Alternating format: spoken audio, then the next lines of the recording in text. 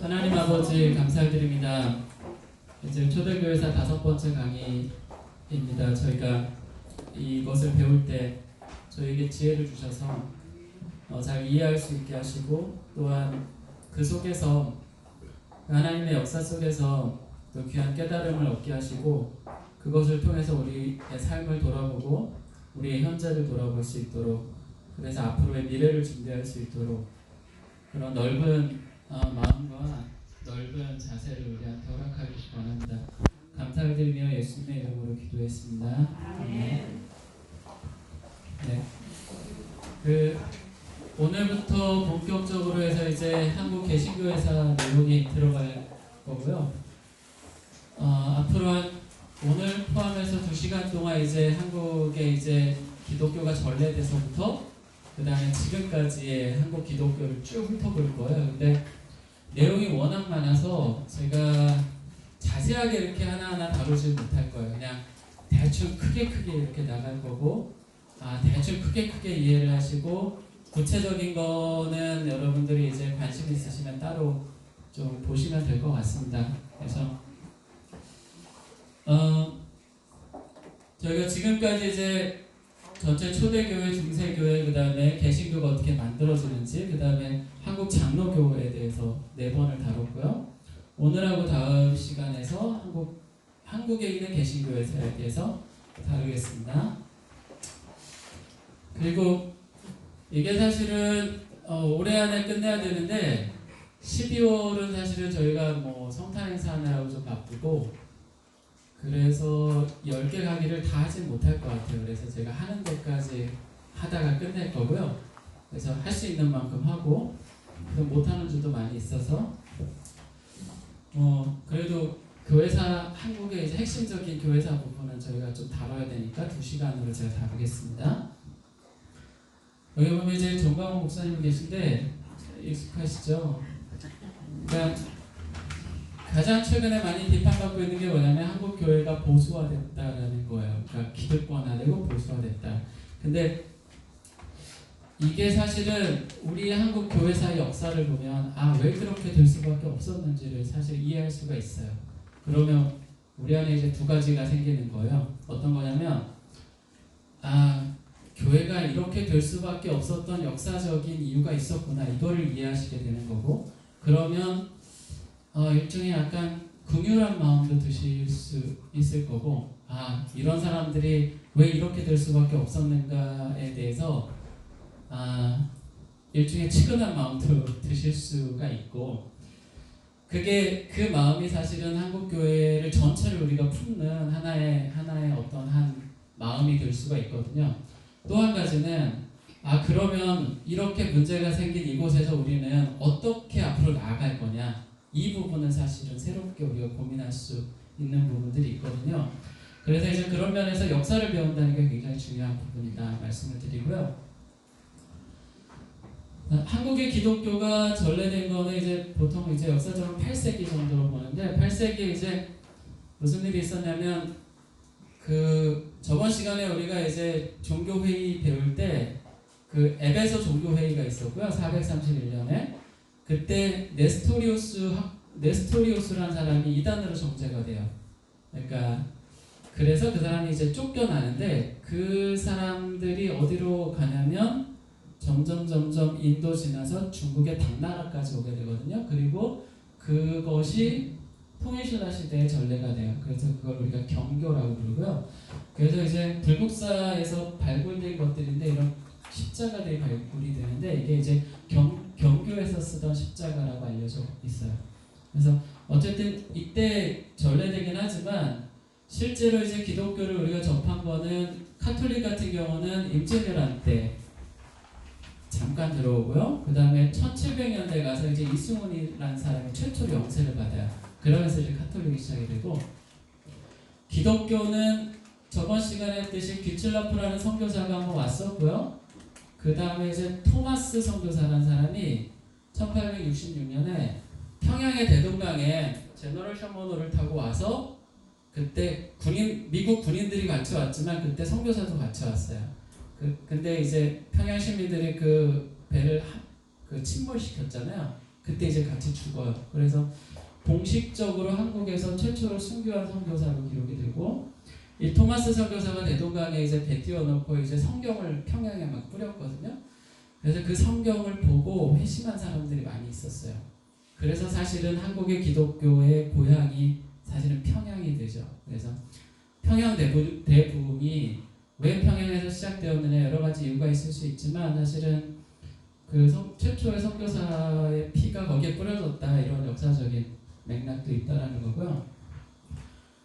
그 다음으로 이제 기독교를 접한 게 뭐냐면 만주 지역에 있었던 사람들이 많이 있었어요. 그러니까 장사하던 사람들, 그 사람들이 성경을 접했고 그 사람들이 이제 개신교인이 돼요.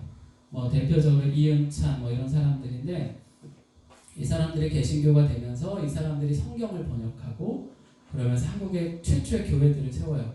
그러니까 소래교회 이런 교회들을 세우고 그러면서 한국 개신교가 시작이 됐다. 이렇게 말씀을 드릴 수 있는데 이렇게 한국에 전래된 개신교든 천주교든 특징이 있어요. 뭐냐면 첫 번째는 선교사가 오기 전에 성경이 먼저 들어와요. 그러니까 여기서 선교사라는 건 그 땅에 이제 살려고 거주하는 선교사를 말하거든요. 잠깐 들어왔다 가는 선교사는 선교사를 안 치고, 그러니까 우리나라의 최초로 이제 이걸 이제 거주 선교사라고 하는데 한국에 들어와서 살면서 선교하는 사람 최초가 이제 알렌 선교사고 그 다음에 이제 언더우드 아펜젤라가 그 다음에 들어오거든요. 그러니까 거기서부터를 우리가 선교사의 시대라고 부르는데, 그러니까 그 선교사들이 들어오기 전에 이미 한국은 성경이 전해지고 성경을 읽고 개신교인 천주교인들이 만들어지고 그 사람들이 교회를 세워요. 그러니까 선교사가 오기 전에 개신교인들이 생기고 교회가 만들어지고 복음이 전파된 것이 이게 엄청나게 아마 거의 우리나라가 거의 유일한, 전 세계에서 유일할 수도 있어요. 그러니까 정확히 모르지만 이런 예가 거의 없어요. 그러니까 그래서 한국 기독 개신교는 어떤 특징을 가지게 되냐면 성경이 먼저 들어왔고 성경을 읽으면서 개신교인이 되잖아요. 그러니까 이때 개신교인들이 된 사람들은 사실은 지식인층, 그 다음에 상인들, 그러니까 좀 잘 사는 상인들, 그러니까 일종의 중산층 이상에서부터 기독교가 전파가 되는 거예요. 그게 이제 특징이 있어요. 그러면 이렇게 생긴 한국 기독교가 어떻게 발전을 하느냐? 그 사람들이 한국 사회의 주류가 되면서 기독교는 주류 기독교가 되고 한국의 기득권이 되고요. 초기에는 사실은 독립운동부터 시작해서 그런 지식인층이 이끌어가기 때문에 사실 기독교가 사회를 변혁시키고 독립운동을 하고 이런 운동에 선봉해서요. 나라를 세우고 이런 거에 선봉해 서지만 그 사람들이 기득권화되면서 결국은 기득권 종교가 돼버리는 거거든요. 그러니까 장단이 다 있는 거예요. 그러니까 그렇게 전파됐기 때문에 장점도 있고 단점도 있었다. 그리고 현재는 그런 단점이 한국 교회의 가장 큰 문제가 됐다. 이렇게 말씀을 드릴 수가 있을 것 같아요. 그래서 우리가 이제 이런 한국 기독교가 굉장히 자생적으로 만들어진 측면이 있지만 사실은 크게 보면 결국은 전 세계의 선교의 흐름 속의 한 역사 중에 하나예요.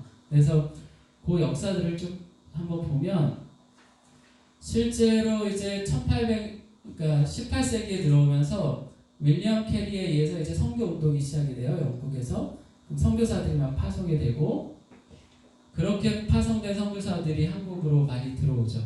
그래서 이제 복음을 전파하기 시작하는데 여기 글칠라프고 여기 토마스 선교사예요. 이런 선교사들이 이제 한국에 들어왔었고 이런 한국에 들어오는 선교사들이 이제 성경을 가지고 들어오는데 그래서 사실은 저희가 성경 번역에 대해서 이해하는 것도 되게 중요해요. 한국 개신교 역사에서는. 그러니까 저희가 성경을 현재 3가지 본을 가지고 있거든요.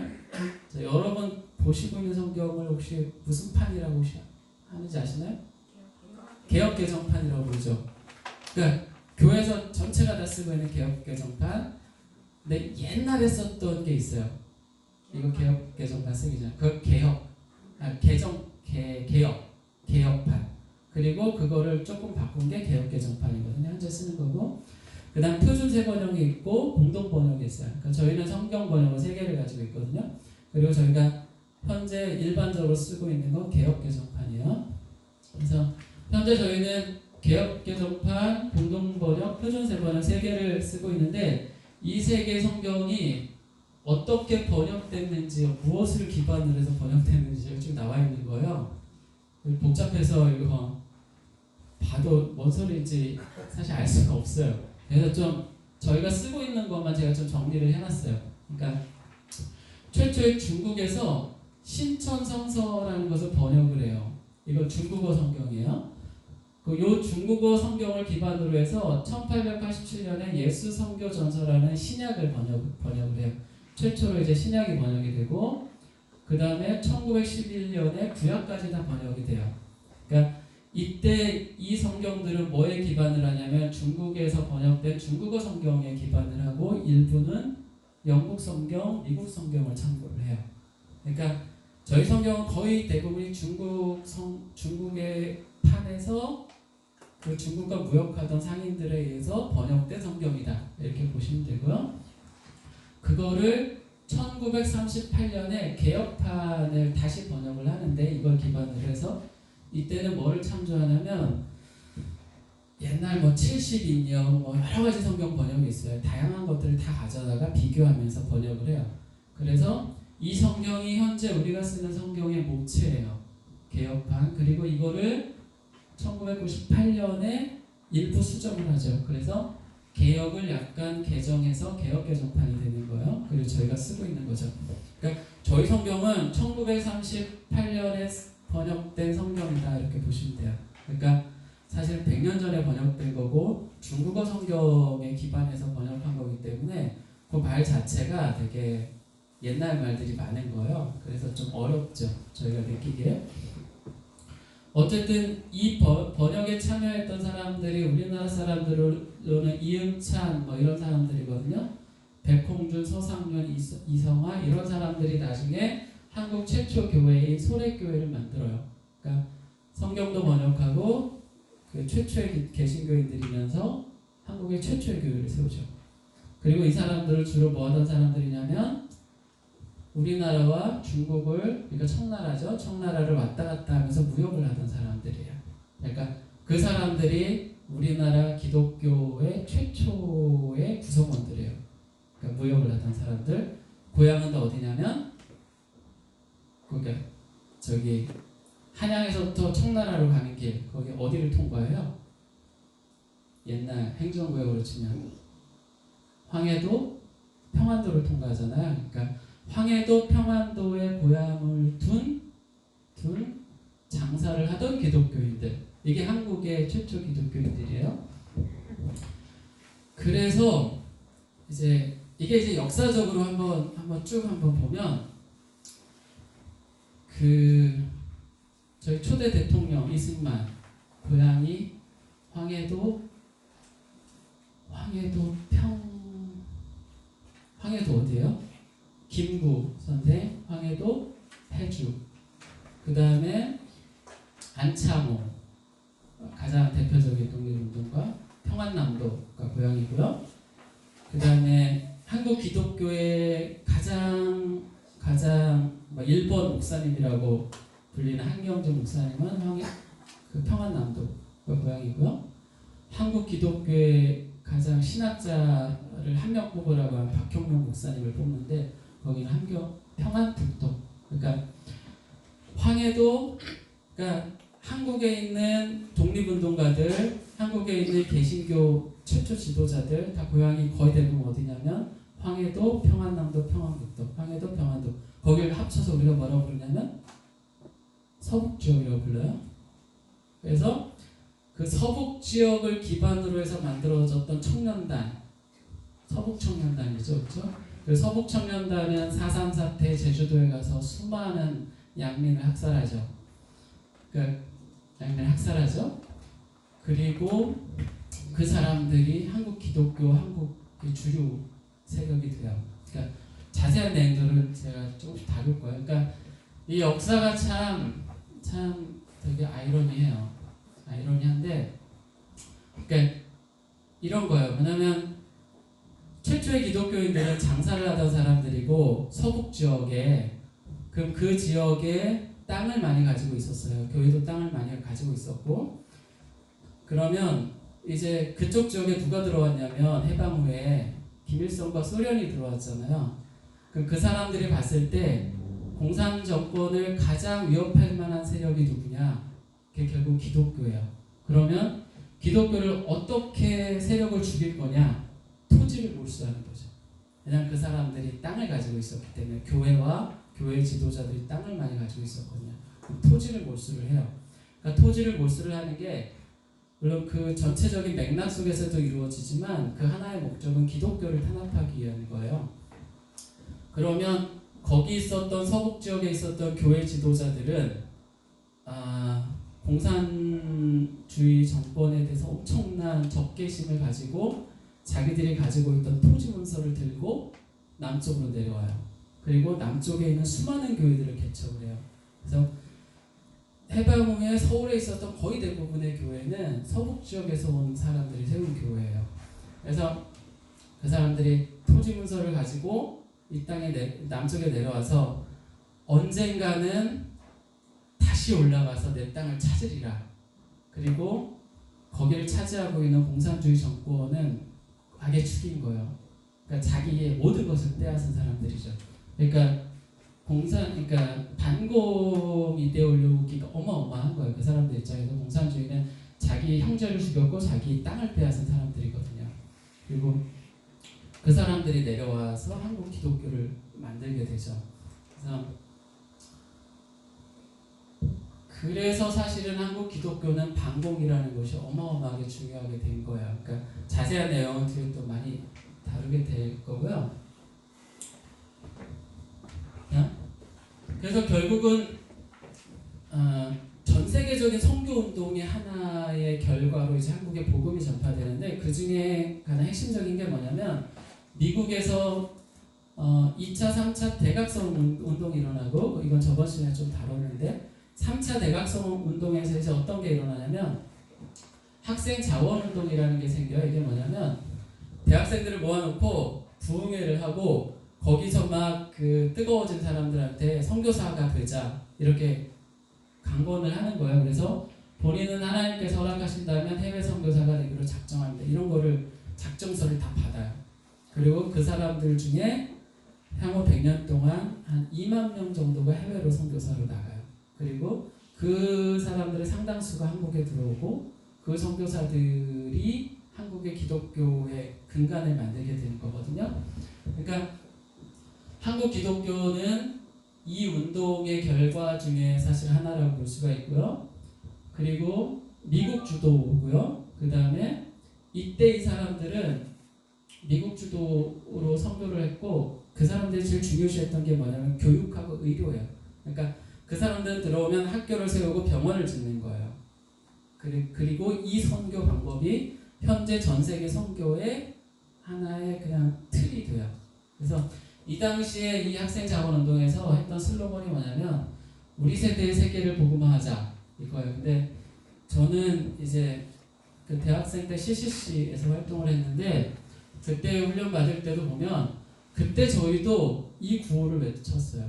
그러니까 현재 미전도 종족은 1040 윈도우 안에 있고, 그러니까 위도 10에서 40도 사이에 수많은 미전도 종족이 있고, 이 사람들한테 복음을 다 전하면 세계가 복음화되는 거다. 그래서 우리 세대 안에 미전도 종족을 다 찾아가서 복음을 전해서 세계를 복음화하자. 이게 슬로건이었거든요. 그러니까 이때 만들어졌던 1886년에 만들어졌던 슬로건이 제가 대학교 다닐 때가 1990년대니까 거의 100년을 이 슬로건 하에서 세계 선교가 이루어진 거예요. 그러니까 이게 현재까지도 세계 선교의 일종의 틀처럼 자리를 잡은 거고요. 근데 아직 세대가 지금 여러 개가 지났는데 아직 좀 안 되고 있는 거죠. 결과적으로는. 자, 그래서 전 세계에서 이제 선교사들이 들어오기 시작하는데 84년에 알렌 선교사가 들어오고요. 이게 최초의 이제 거주 선교사고, 85년에 언더우드하고 아펜젤라가 들어와요. 이게 이제 핵심적인 부분이죠. 그러면서 나중에 이제 쭉쭉쭉쭉 여러 사람들이 이제 들어오고요. 자, 이런 사람들은 들어와서 학교하고 병원을 세워요. 이건 이제 어떤 철학에 기반을 하는 거냐면, 예수님은 이 땅에 와서 세 가지 사역을 했다 이거예요. 첫째는 복음을 전하는 거, 두 번째는 병자를 고치는 거, 세 번째는 제자를 양육하는 거.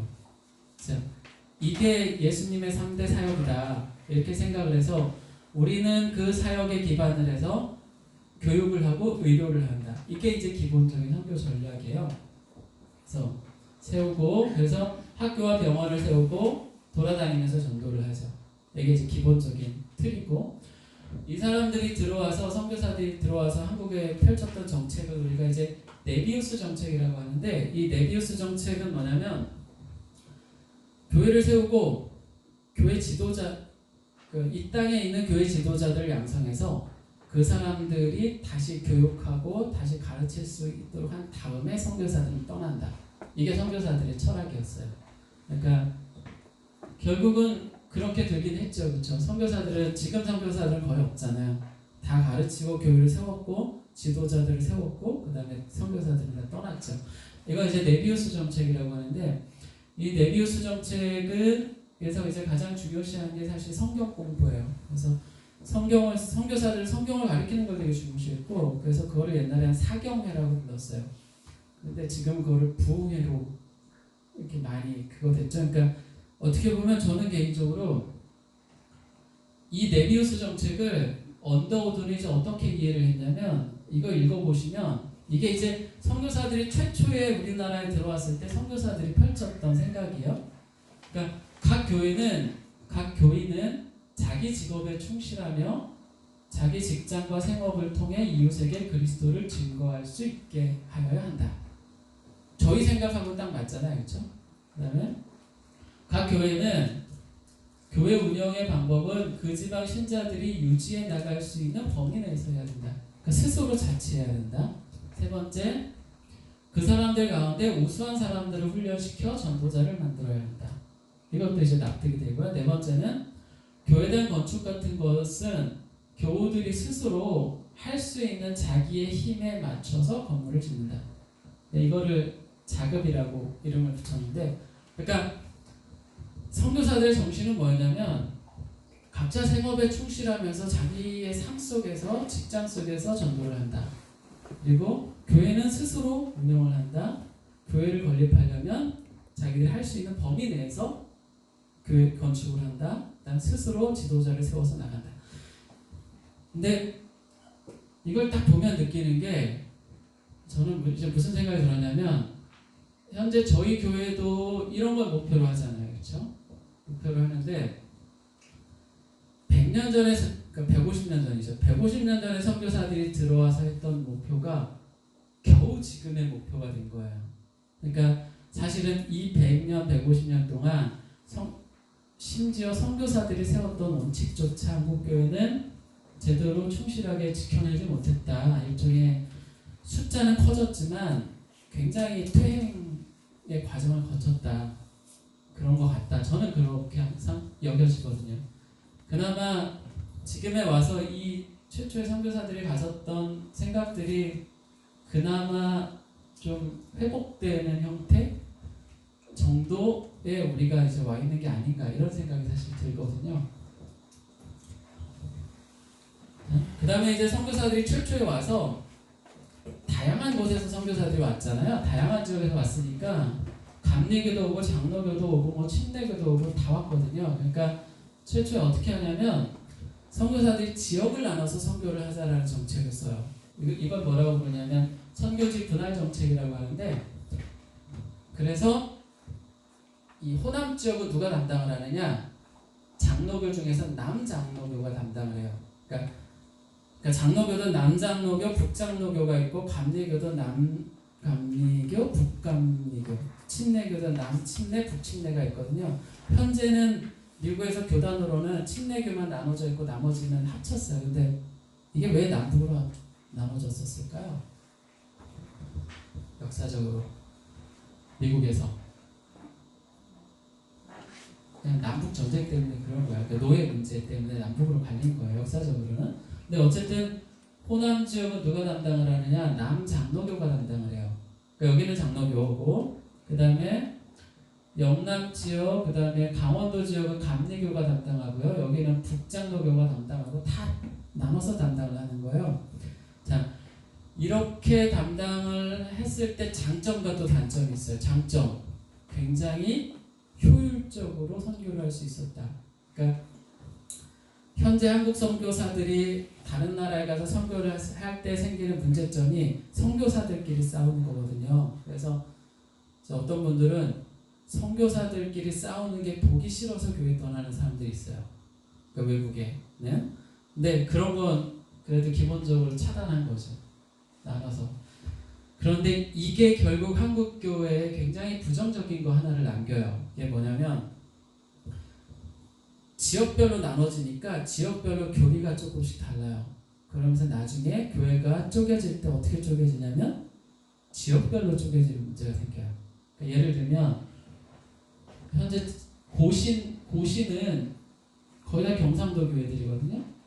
그러니까 이게 지역별로 교리가 달라지고 그래서 교회가 분열을 할 때 지역별로 쪼개지는 문제가 발생을 했어요. 그러니까 한국의 지역 문제가 사실은 그 하나의 뿌리가 사실은 여기서부터 시작된 거라고도 볼 수가 있어요. 그러니까 교회가 분열할 때 생긴 문제부터 시작해서 한국의 지역적인 문제가 사실은 이 정책에서부터 시작한 측면이 있다. 그래서 최초에 이제 선교사들이 들어와서 아펜젤라는 배제학당을 만들죠. 언더우드는 어디를 만드냐면 지금의 경신하고 연세대를 만들죠. 그 다음에 스크래턴이라는 사람은 이화학당을 만들어요. 그 어머니가 이화학당을 만들고, 그 다음에 알렌이라는 선교사가 최초로 왔잖아요. 그 사람이 갑신정변 때 이제 신하, 그러니까 임금의 총애했던 신하를 구해줘요. 그러니까 수술을 해서.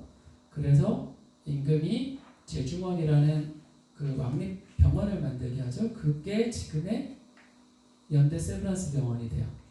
그래서 한국에 있는 많은 학교와 병원이 이제 이때 중요한 병원들이 만들어지는데, 광주에는 크게 대표적으로 두 개가 있죠. 기독교.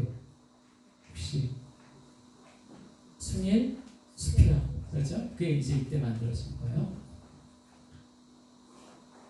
자, 이게 지금 제중원 옛날 건물인데 요 옆에 건물이 연대 세브란스 안병동이야. 그러니까 제가 같이 연구하고 있는 분 한 분이 실험실이 요 안에 있거든요. 그래서 항상 여기를 가면 이 제중원을 통과해서 이쪽 안쪽으로 들어가는 일종의 그 옛날 학교 드나들던 요만한 쪽문이 하나가 있어요. 그래서 맨날 드나들다가 이제 보는 곳인데, 어쨌든 여기가 이 제중원의 정신을 이어받아서 쭉 내려온 병원이라는 거고요. 어쨌든 이때 이제 많은 병원과 학교들이 만들어지게 되고요. 언더우드 선교사인데, 물론 교회도 만들죠. 언더우드가 만들었던 교회가 세문안교회예요. 그러니까 서울에 있는 세문안교회고, 그 다음에 그 후손들이 계속 그 한국에서 기여를 많이 해요. 그래서 대표적으로 이제 4대손이었던 원한광이라는 사람은 광주 민주화 운동을 외국에 알리는 역할을 했었고, 그 5.18 때 그래서 한국에서 추방이 돼요. 그 당시에 전두환 정권 때 많은 기여를 했었고요. 대부분의 선교사들은 미국에서 왔고 장로교에서 왔어요. 거의 50% 가까이가. 그래서 한국이 이제 미국 중심의 장로교 중심의 기독교 국가가 되죠. 자, 내용이 그래서 한국에 들어온 기독교가 선교사들이 어떤 성향이었냐면, 미국의 3차 대각성 운동에서 학생들이 부흥회 때 뜨거워졌고 그때 자원했었던 사람들. 그러니까 이 사람들의 특징이 엄청 뜨거운 사람들인 거예요. 그러니까 그 사람들이 한국에 왔죠. 그러니까 한국 기독교도 뜨거운 기독교가 돼요. 그러니까 다시 말하면 유럽처럼 되게 이성적인 기독교가 아니라 되게 감성적인 기독교의 정신을 이어받아요. 그래서 한국 기독교도 약간 감성적인 측면을 많이 강조하는 쪽으로 남아있죠. 그래서 이제 상대적으로 뭘 소홀히 하게 되냐면 신앙 고백, 뭐 성찬의 중요성, 신앙 고백, 그다음에 뭐 신조 이런 것들을 좀 소홀히 하죠. 왜냐면 이제 감성적인 측면으로 많이 가면, 예를 들어 제가 예전에 다니던 교회도 보면 목사님이 엄청 뭐 성령, 뭐 예언 뭐 이런 거 강조하고 뭐 치유 이런 거 막 강조하잖아. 그러면 그런 분들은 예배 순서도 딱 몇 개 없어요. 시작하고 설교 쭉 하고 끝내고, 그러니까 이런 거예요. 근데 유럽 중심의 이제 어떤 신조, 신앙 고백, 성례전 이런 거를 중요시하는 교회는 예배 순서가 딱 있는 거죠. 딱 이렇게 있는 거예요. 그러니까 저희 교회 같은 경우는 약간 이런 측면이 좀 있죠. 그러니까 이런 측면이 있는 게 약간 일종의 이건 유럽 전통이라고 보시면 돼요. 유럽 약간 이성주의에 기반한 약간 기독교 전통이 있는 거다 이렇게 보시면 될 것 같아요. 그러니까 문화적으로 보자고 하면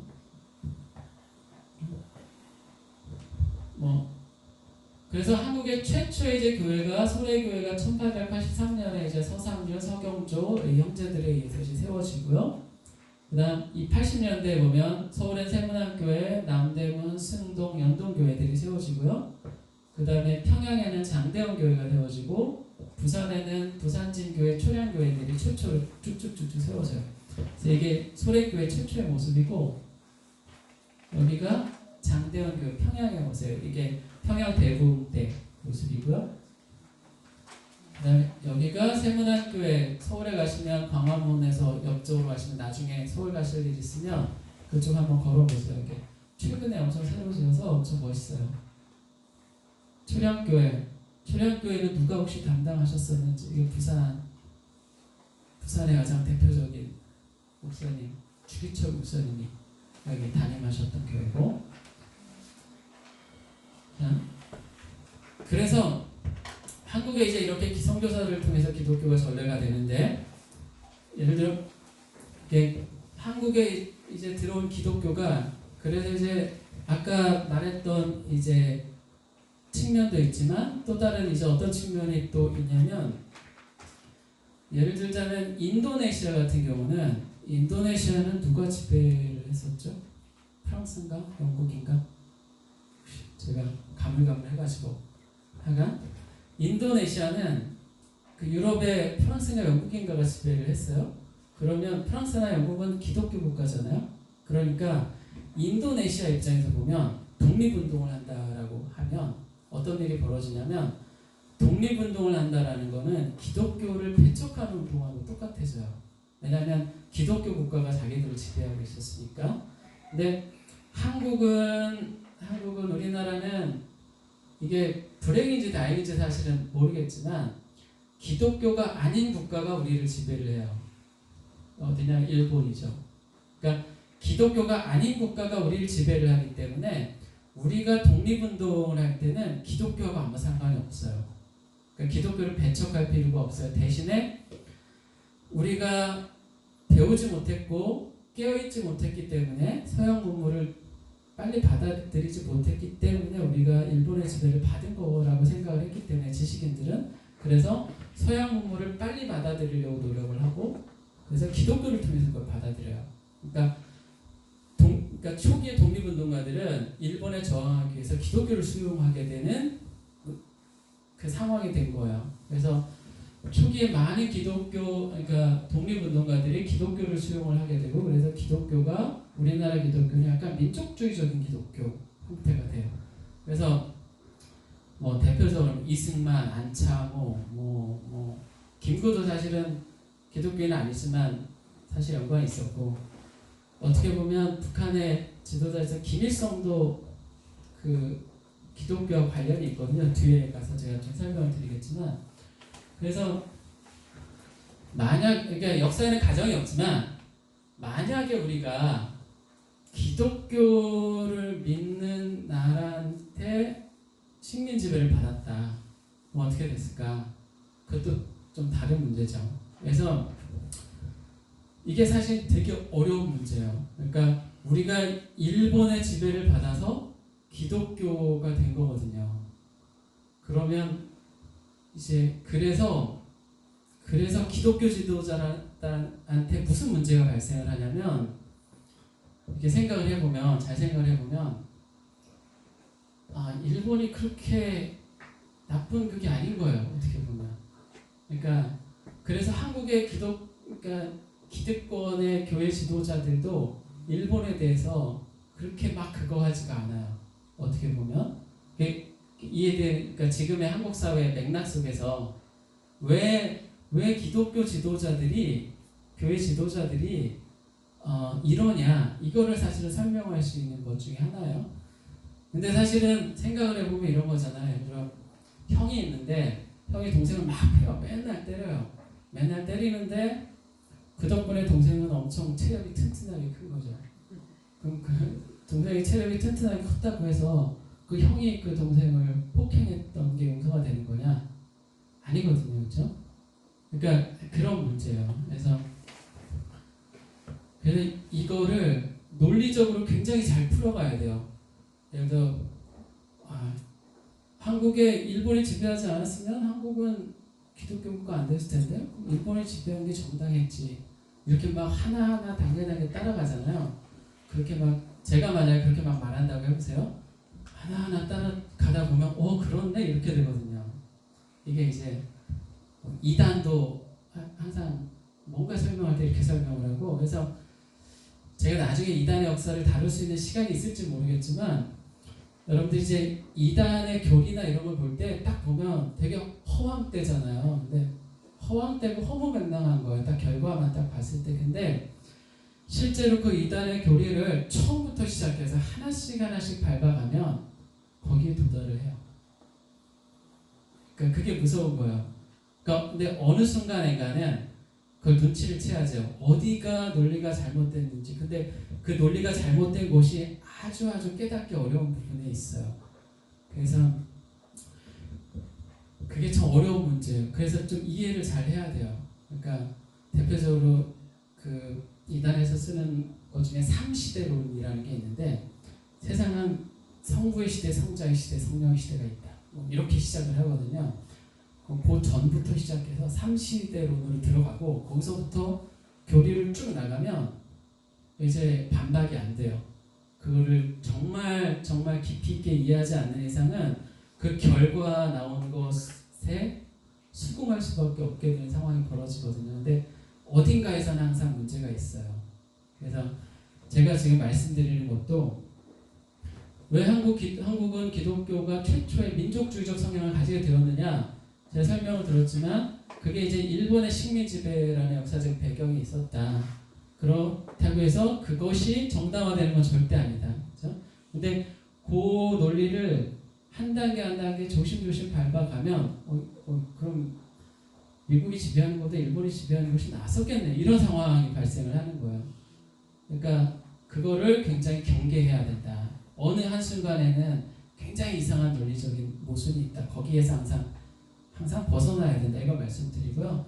그래서 그 부분을 이해하는 게 사실은 역사를 이해하는 데 굉장히 중요한 부분이다. 역사를 이해하지만 그 맥락을 찾아낼 수가 있고 제대로 이해를 할 수가 있다. 말씀을 드리고요. 10분 안에 나머지를 제가 마무리하겠습니다. 평양에서 대부흥이 일어나는데, 이 대부흥은 1907년에 일어나게 되는데, 이제 여러 사람들이 이제 돌아가면서 성경에 대해서 막 가르치고 설교를 하겠죠. 그 중에 이제 길선주 목사님이라는 분이 자기가 1년 전에 친구한테 돈 받은 거를 자기가 친구한테 부탁한 거 안 해주고 친구가 죽으면서 맡긴 돈인데 자기가 갈취해서 다 썼거든요. 그거를 막 자기가 그 자리에서 막 회개를 해요. 그러니까 엄청 뜨거워졌고, 그 사람 이후에 이제 많은 사람들이 그 자리에서 자기가 지었던 죄들을 막 고백하는 거예요. 고백하고, 어떤 사람들은 뭐 친구한테 돈 띄어 먹었던 거 그거 다시 갚아주고, 이런 운동들이, 그 회개 운동들이 일어나요. 그러니까 1907년에 평양에서 일어났던 것은 사실은 대부흥 운동이 아니라 회개 운동이죠. 그러니까 그 회개 운동의 결과가 사람들이 많아졌을 뿐, 사실은 평양 대부흥은 대부흥이 아니라 대회개 운동이에요. 기본적으로는. 그러니까 부흥을 위해서 회개를 한 게 아니에요. 그러니까 회개를 했고, 사람들이 잘못을 뉘우치고 자기가 잘못했던 걸 갚기 시작했어요. 자기가 돈 때문에 먹었던 거 갚아주고 잘못한 사람들한테 용서를 빌고 용서를 받고 이런 과정이 쭉 번져가요. 그러니까 대회개 운동이었고 그 결과로 많은 사람들이